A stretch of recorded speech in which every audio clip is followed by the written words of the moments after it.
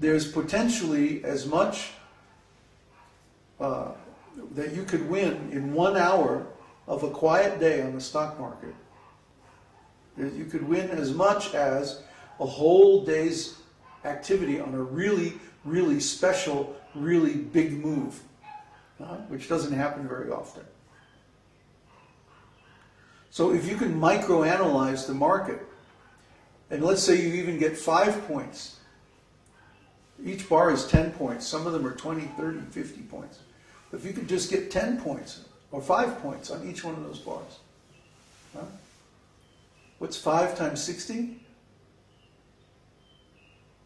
Oh, come on, you went to school. 300. Thank you. Times 5? 1,500. $1,500 per hour. Ching. This is not, I'm not dreaming, folks. This is actually possible.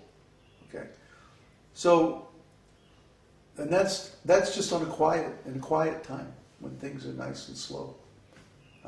When things get really wild, oh, it's just like, So anyway, this is all doable. This is all possible. Krishna has shown us where the golden mountain is. It's buried in the atomic structure of the stock market. We're not kidding. It's there. It's there for anybody who looks at it. Of course, the trick is, now, how do you trade that? How do you make these 30-second trades? Well, that's our secret, folks. See? Couldn't tell everything. But I want to give you the idea. Look at the intelligence that Krishna has given us. Look at the insight that Krishna has given us. Look at the vision that Krishna has given us of a community that's structured in such a way that no one person can take it over. Not even a group can take it over, because that group is always going to be smaller than the community as a whole, and the community as a whole can use the power of consensus to defeat them. See?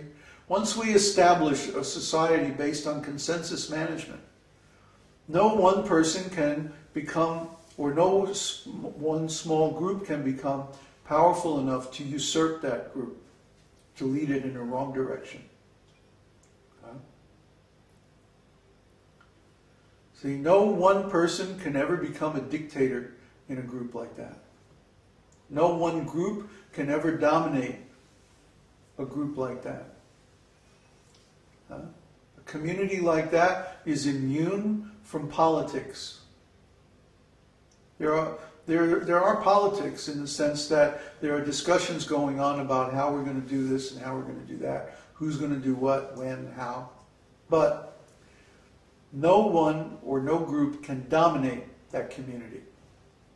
The community as a whole accepts certain assumptions and ways of doing things, and that can never be changed. That can never be usurped. It can never become corrupt. You see? Because everyone, for that to happen, everyone in the group would have to be convinced. And how are you going to convince a group of people that joined because they wanted to get away from that kind of centralized power? I mean, the very principle of the group is based on decentralization of power. So how are you going to convince a group of people who joined a community based on decentralization of power that you want to centralize the power again? How are you going to convince them of that? It's not possible. See? It's not possible. They will always say, no. No, we are not going to give you centralized power, because this community is about the decentralization of power. That's the principle of the community. That's the whole basis on which it was established. You can't do this. You're not going to do this. And we have a rule that one person cannot what's that word? Filibuster the whole community by holding out on a consensus when the whole community agrees otherwise. Unless they come up with a counter-proposal that can be demonstrated and can convince others that it's better. You see? So if somebody wants to take over the community and say, okay, you should make me the dictator, you should give me the power over the whole community, everybody's going to laugh at him.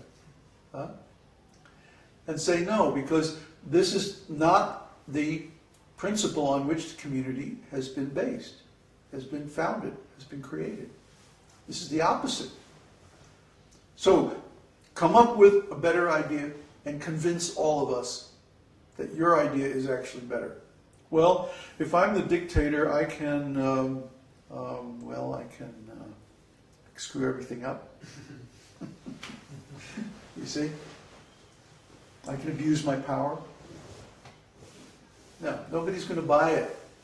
And so that one person or one group will get put down because the consensus of the group will be against it. So in this way, by limiting the power of the individual and requiring the consensus of the whole group to make any changes, we eliminate the possibility that a group or an individual could ever take over and corrupt the community. Krishna has given us that insight. Huh? Where do we get that from? Mahabharata. Huh? The 5 Pandavas had a rule that they all had to agree on any decision. And not them, the 5 brothers and their mother all had to agree. Had to be unanimous. And they would discuss until they reached consensus. So for example, after the Battle of Kurukshetra, everyone was grieving because of all the deaths, the family. They were camped out on the bank of the Jamuna River. And they were all performing austerities and stuff like that. And during that time they were sitting on the bank of the Ganges. Yudhishthira was very depressed. He was so morose because he felt so many sinful activities had been performed just to place him on the throne. And he felt like he was responsible for so many deaths. So he was very, very morose and depressed.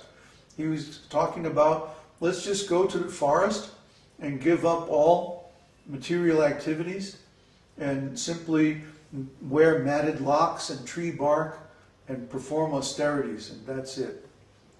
We're not going to do this throne thing. We're not going to do this emperor thing. He didn't want to become the emperor. He was disgusted with material life. He felt so depressed. And then there's this long passage where his mother and his 4 brothers try to argue with him to convince him that this is wrong. And it's very, very interesting. So finally, Krishna comes up and he says, Yudhishthira, I have a better idea. Let's go to grandfather Bhishma and get his advice.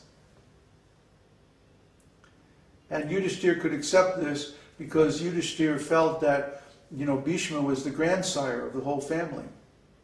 All the Kurus and the Pandavas were all related to him. So if Yudhishthira had harmed anyone, it was grandfather Bhishma. Grandfather Bhishma was like the representative of all the people that had been killed on both sides.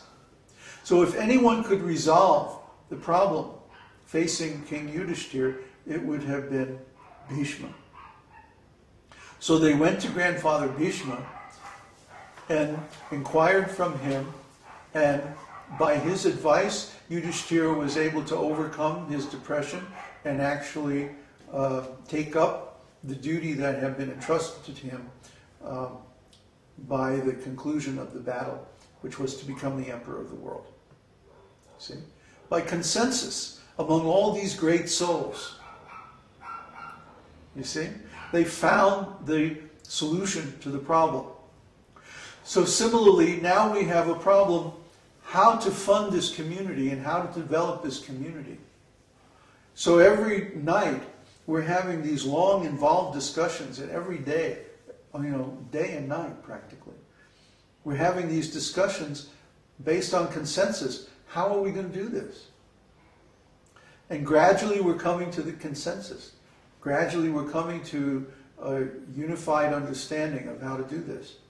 So we're already doing this process. We're already doing the research. We're already having the experience. People say, how can you be so confident? How can you be so optimistic? Because we're already experiencing the next civilization. We're already experiencing the next culture. We're already experiencing what things are going to be like after all of these changes go down.